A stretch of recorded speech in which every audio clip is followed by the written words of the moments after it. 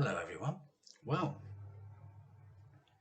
you might recall that the last time that we looked at Roald Dahl's George's Marvellous Medicine, you will remember that Grandma is a little bit put out because the hen, remember the hen, is not quite as tall as she was. Because the medicine seems to be doing its work. So the next chapter is called The Pig, the Bullocks, the Sheep, the Pony, and the Nanny Goat. So let's see what's going to happen here. At that moment, George's mother came back from shopping in the village. She drove her car into the yard and got out. She was carrying a bottle of milk in one hand and a bag of groceries in the other. The first thing she saw was the gigantic brown hen towering over little George. She dropped the bottle of milk. Then Grandma started shouting at her from the rooftop, and when she looked up and saw Grandma's head sticking up through the tiles, she dropped the bag of groceries. "How about that then, eh, Mary?" Grandma shouted. "I'll bet you've never seen a hen as big as that. That's George's giant hen, that is." But, stammered George's mother. "It's George's magic medicine," Grandma shouted. "We've both of us had it, the hen and I." "But how in the world did you get up on the roof?" cried the mother. "I didn't. My feet are still standing on the floor in the living room." This was too much for George's mother to understand. She just goggled and gaped. She looked as though she was going to faint. A second later, George's father appeared. His name was Mr. Killy Cranky.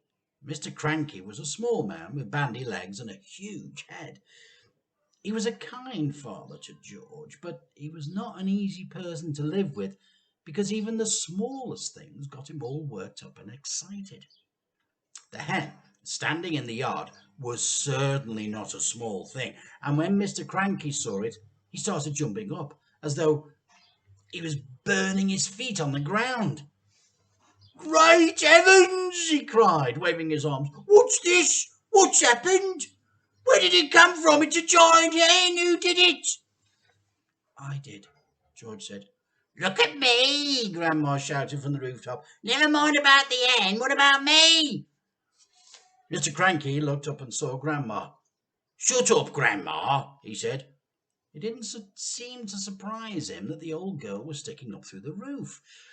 It was the hen that excited him. He'd never seen anything like it before. But then, who had? "It's fantastic!" Mr. Cranky shouted, dancing around and around. "It's colossal! It's gigantic! It's tremendous! It's a miracle! How did you do it, Georgie?" George started telling his father about the magic medicine.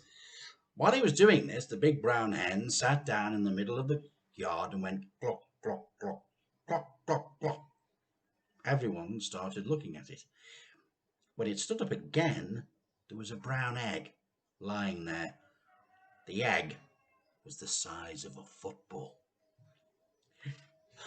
"That egg would make scrambled eggs for 20 people," Mrs. Cranky said. "George," Mr. Cranky shouted, "how much of this medicine have you got?" "Lots," George said. "There's a big saucepan full in the kitchen, and this bottle here, it's nearly full." "Come with me," Mr. Cranky said, and grabbed George by the arm. "Bring the medicine. For years and years I've been trying to breed bigger and bigger animals, bigger bulls for beef, bigger pigs for pork, bigger sheep for mutton." They went to the pigsty first. George gave a spoonful of medicine to the pig. The pig blew smoke from its nose and jumped about all over the place. Then it grew and grew. They went to the herd of fine black bullocks that Mr. Cranky was trying to fatten for the market. George gave each of them some medicine, and this is what happened. Now, some pictures here.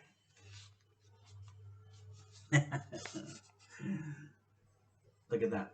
There's the cows, the bullocks. And here we have the sheep And this one on the other side, there we are. Look at that. Horses. Jack Frost was the name of the pony.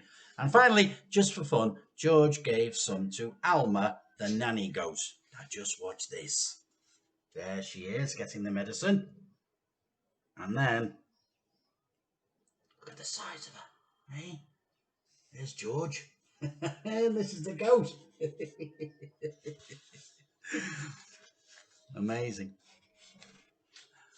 I'm going to continue now with the next chapter, and it's called A Crane for Grandma. Grandma, from high up on the rooftop, could see everything that was going on, and she didn't like what she saw. She wanted to be the centre of attention, and nobody was taking the slightest notice of her. George and Mr. Cranky were running around, getting excited about the enormous animals. Mrs. Cranky was washing up in the kitchen, and Grandma was all alone on the roof. Hey, you! She yelled. George, get me a cup of tea this minute, you idle, filthy little beast. And don't listen to the old goat, Mr. Cranky said. She's stuck where she is, and a good thing too. But we can't leave her up there, Dad, George said. What if it rains? George! Grandma yelled. Oh, you horrible little boy! You disgusting little worm! Fetch me a cup of tea at once! And a slice of currant cake. We'll have to get her out, Dad, George said. She won't give us any peace if we don't. Mrs. Cranky came outside and she agreed. She is my own mother, she said. She's a pain in the neck, Mr. Cranky said. I don't care, Mrs. Cranky said. I'm not leaving my own mother sticking up through the roof for the rest of her life. So in the end, Mr. Cranky telephoned the crane company and asked them to send their biggest crane out to the house at once. The crane arrived 1 hour later. It was on wheels and there were 2 men inside it. Just a quick picture here, look. There's the crane.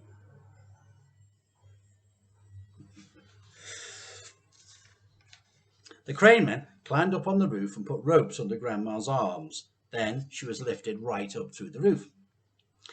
In a way, the medicine had done Grandma good. It had not made her any less grumpy or bad-tempered, but it seemed to have cured all her aches and pains, and she was suddenly as frisky as a ferret. As soon as the crane had lowered to the ground, she ran over to George's huge pony Jack Frost and jumped onto his back. This ancient old hag, who was now as tall as a house, then galloped about the farm on the gigantic pony, jumping over trees and sheds and shouting, Out of my way! Clear the decks! Stand back, all you miserable midgets, or I'll trample you to death! And other silly things like that. But because Grandma was now much too tall to get back into the house, she had to sleep that night in the hay barn with the mice and the rats. The next day, George's father came down to breakfast in a state of great excitement, more than ever. I've been awake all night thinking about it. About what, Dad? George asked him. About your marvellous medicine. We can't stop now. Why, I must start making more of it. More and more. The giant saucepan had been completely empty the day before because there had been so many sheep and pigs and cows and bullocks to be dosed. But do we need more, Dad? George asked. We've done all our animals and we've made Grandma feel as frisky as a ferret, even though she does have to sleep in the barn. Oh, dear boy, we need barrels and barrels of it. Tons and tons. Then we'll sell it to every farmer in the world so that we can have giant animals all over the place. We'll build a marvellous medicine factory and sell the stuff at £5 a time. We'll become rich and you will become famous. But wait a minute, Dad. There's no waiting, said Mr. Cranky, working himself up so much that he put butter in his coffee and milk on his toast. Don't you understand what this tremendous invention of yours has got to do to the world? Nobody will ever go hungry again. Why won't they? Because one giant cow will give 50 buckets of milk a day. Imagine that. One giant chicken will make 100 fried chicken dinners, and one giant pig will give you 1,000 pork chops. It's tremendous. It's fantastic. It'll change the world. But wait a minute, Dad. Don't keep saying, wait a minute. There isn't a minute. So wait. We must get cracking at once. Do calm down, dear, Mrs. Cranky said from the other end of the table, and stop putting marmalade on your cornflakes. Yeah, with my cornflakes, said Mr. Cranky, leaping up from the chair. Come on, George, let's get going. And the first thing we'll do is make one more saucepanful as a tester. But, Dad, The trouble is, there won't be any trouble, cried Mr. Cranky. How can there possibly be any trouble? All you've got to do is put the same stuff into the saucepan as you did yesterday. And while you're doing it, I'll write down on each and every item. That's how we'll get the magic recipe. But, Dad, please listen to me. Why don't you listen to him? Mrs. Cranky said. The boy's trying to tell you something. But Mr. Cranky was too excited to listen to anyone except himself. And then, he cried, when the new mixture is ready, we'll test it. We'll test it out on an old hen, just to make absolutely sure we got it right. And after that, we'll all shout, hooray, and build a great factory. But, Dad, come on, come on. All right, come on. What is it you want to say? I can't possibly remember all the hundreds of things I put into the saucepan to make the medicine. Of course you can. I'll help you. I'll jog your memory. You'll get it in the end. You see if you don't. Now then, what was the very first thing you put in? I went to the bathroom first, George said. I used a lot of things in the bathroom, and then on Mummy's dressing table. Come on then, Mr. Killy Cranky said. up we go to the bathroom. When they got there, they found, of course, a whole lot of empty tubes and empty aerosols and empty bottles. That's great, said Mr. Cranky. That tells us exactly what you used. If anything is empty, it means you used it. So Mr. Cranky started making a list of everything that was empty in the bathroom. Then they went to Mrs. Cranky's dressing table. A box of powder, said Mr. Cranky, writing it down. Helga's hair set, flowers of turnip perfume. Terrific. This is going to be easy. Where did you go next? To the laundry room. But are you sure you haven't missed anything out, Dad? Well, that's up to you, boy. Have I? I don't think so. So down they went to the laundry room, and once again Mr. Cranky wrote down the names of all the empty bottles and cans. Oh, goodness me! What a mass of stuff you used! No wonder it did magic things. Is that the lot? No, Dad, it's not. And he led his father out of the shed where the animal medicines were kept and showed him the 5 big empty bottles on the shelf. Mr. Cranky wrote down all the names. Anything else?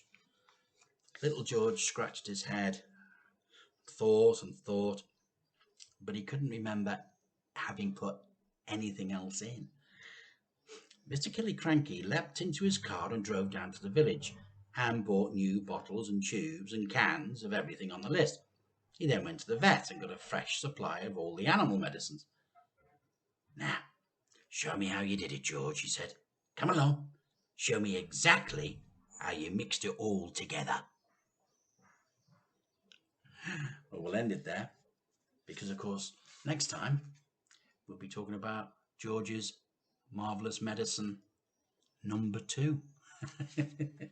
Anyway, I hope you enjoyed it. Look, we haven't got very much left, have we? Look, little tiny bit. We've got all this. We've only got this. So it'll all be finished before school ends. Anyway, I hope you're all safe and well. Please take care, and I do hope you enjoy these stories. Bye-bye for now.